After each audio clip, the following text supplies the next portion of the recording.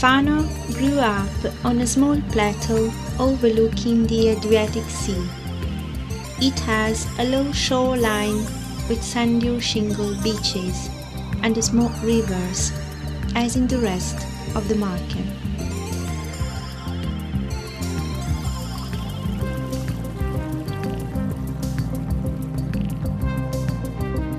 Behind the town, a succession of green rolling hills and knolls, a landscape of serene beauty with its patchwork of fields, whose colors vary with the soil, the crop, and the season. No concrete-covered hilltops. Fano was named after an ancient temple dedicated to the goddess Fortune, in Latin Fanum Fortunae. A Renaissance statue of the fickle divinity still has a place of honor in the main square. Along the Metauro River, which flows into the sea 3 kilometers from the town, the Romans defeated and killed Hasdrubal, Hannibal's brother, in 207 BC. The perimeter of Roman Fano is still evident in the vocative ruins of the town walls, built by Emperor Augustus for the Colonia Iulia Fanestris. One of the town gates, Porta della Mandria, was discovered and rebuilt in 1925. The monumental main gate, now called Arco di Augusto, dates back to 9 AD. A relief of the arch, including its upper portico, is on the Renaissance facade of the adjacent church of San Michele. The portico was destroyed by the artillery of the Duke of Urbino during the siege of 1463, which meant for Fano the end of the Malatesta rule and the return to direct papal rule. For over 13 centuries, it was the main gate of Fano. The Flaminia Road entered through it, certainly without the chaotic modern traffic. An imaginary view of Roman Fano was painted by Francesco Grandi on the curtain of the town theatre in the 19th century. After Fano was destroyed by the Goths in 538, the town was gradually rebuilt during the Middle Ages. The church of San Pietro in Episcopio, the brick apse of San Mauro, and the squat towers of some nobles' houses all date from this period, as does the cathedral. It is a fine example of Romanesque style, clearly evident in the facade. The remains of the rose window, the portal with its marble inlays and symbolic figures, and in particular 3 panels with high reliefs depicting scenes from the life of the Virgin Mary, now forming part of the pulpit. The latter is supported by 4 Verona red marble lions, dating from an earlier period. In the facade of the Palazzo della Ragione, 1299, there is a gleamingly restored triptych of the patron saints, in the middle San Paterniano, a statue dating back to the 14th century, with statues of San Fortunato and Santo Eusebio, which were added a century later. Medieval Fano was extended beyond the ancient Roman walls by the Malatesta family, who were chief magistrates and representatives of the Pope and effectively governors of the town from the 14th century to 1463. Porta Maggiore, rebuilt in 1465 by Matteo Nuti, together with the nearby graceful bastion, date back to the Malatesta rule. Among other defensive constructions, there are the fortress built by order of Sigismondo Malatesta and the imposing 16th century bastion which Luca from San Gallo erected during the reign of Pope Giulio III. The basilica dedicated to San Paterniano and attributed to Jacopo Sansovino dates back to the 16th century. Its bell tower, one of the most beautiful in the Papal State, was faithfully reconstructed after its wartime destruction in 1944. Near the ancient alleys, you will find the dynamic architecture of the Palazzo Arnolfi, believed to be by Laurano. Also of interest are the 15th century windows, Baroque portals, the simple style of the Palazzo Martinozzi, and rural bell towers. Entering what was once the Church of San Francesco, you will notice three distinct tombs, those of Paola Bianca, Pandolfo III, and Bonetto from Castelfranco. The 18th century facade of the Palazzo Montevecchio is graceful. No one feature dominates.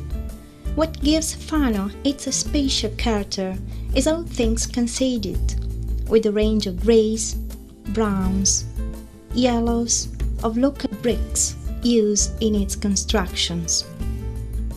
20 Settembre Square, in the center of the town, is particularly lively with weekly markets.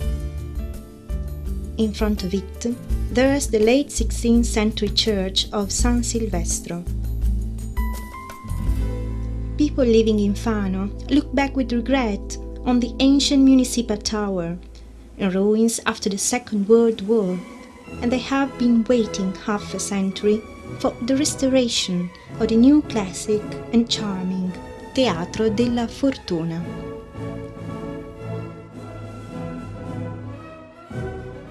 The Malatesta Court is near the square. It's renowned for its 15th century mullioned windows and for its Renaissance arcades. Inside, it is possible to visit an art gallery and the Civic Museum.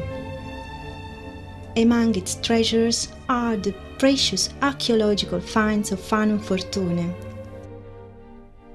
and well-known paintings such as The Guardian Angel by Guercino and the works by Giambon, Mattia Preti, Guido Reni, Domenichino, Cantarini and others. An admirable painting by Pietro Perugino is inside Santa Maria Nuova Church.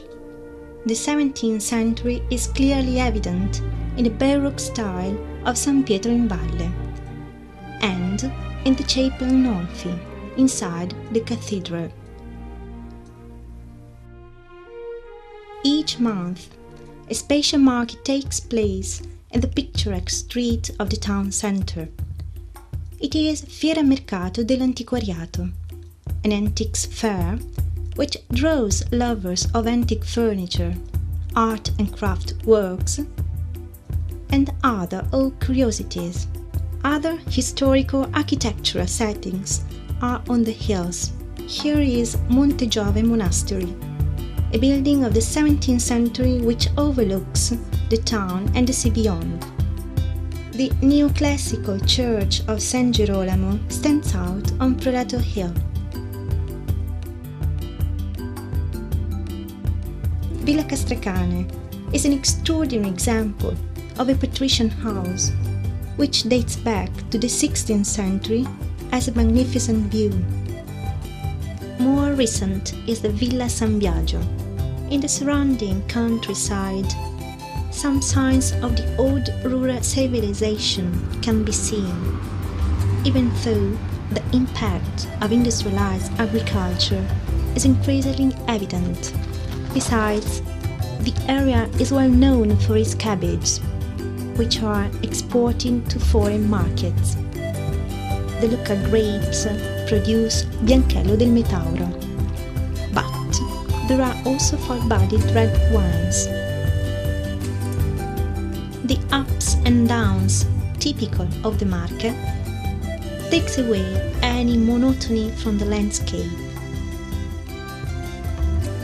In this barren setting, the continuous succession of hills and oak trees seems to be in harmony with the changing colors of the sky. After the countryside, there's the sea. Fano's links with the Adriatic go back a long way. Even today, its fishing fleet has as many as 160 boats, differing in tonnage and types. It has a vigorous fish market, and in the town, the old fish shops are still in operation.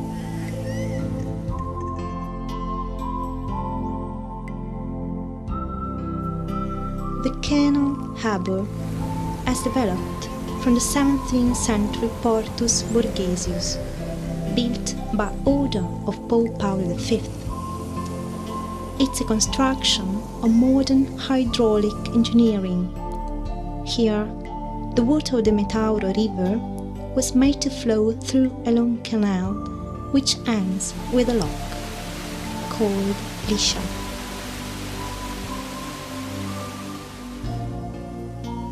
While the traditional methods of fishermen are still in use today, the shipbuilding industry of Fano takes advantage of the latest technology. For summer visitors, the major attractives are Fano's two main beaches, the carved and sandy beach of the Lido and the pebbly stretch of Sassonio, 1 kilometer long, both well equipped with excellent tourist facilities. Along the 18 kilometers of its coast, Fano offers other beautiful seaside resorts at Fosso Seggiore, Baia del Re, Torrette, Ponte Sasso, Marotta. Over all of them, the sea breeze blows. Their peaceful atmosphere, so different from the other noisy seaside resorts of the Adriatic, ensure Italian and foreign tourists have a pleasant stay. The airfield is being rebuilt in order to develop a more and more modern tourist activity. Different cultural events are staged throughout the summer.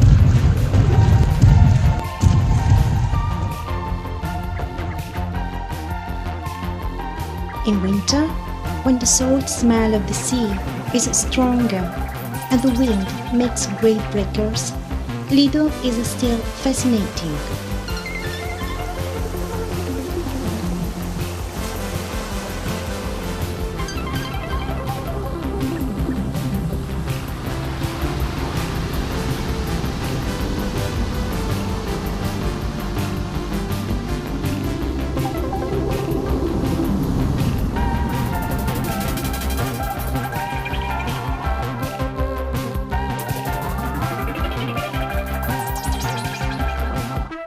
The carnival, with its procession of floats, brings joy and color in winter, with people in masks, traditional local bands, and eccentric groups like the local Musica Arabita, playing on kitchen instruments. Here is the many-colored and noisy parade of the oldest and most popular folk festival in Fano. Lots of sweet and chocolates are thrown into the crowd. It's a happy-go-lucky present for people and a nice way to say goodbye to the carnival. More than 2,000 years have passed since the primitive Fano of fortune gave the town its name and origin.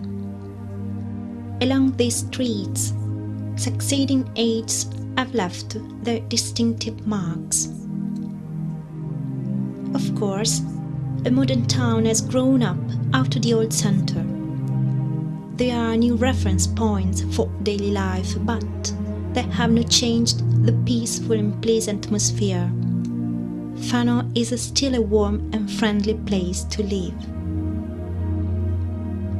The pine tree, growing on the ancient bastion, seems to symbolize the passing of the ages, which seem to succeed each other only too quickly.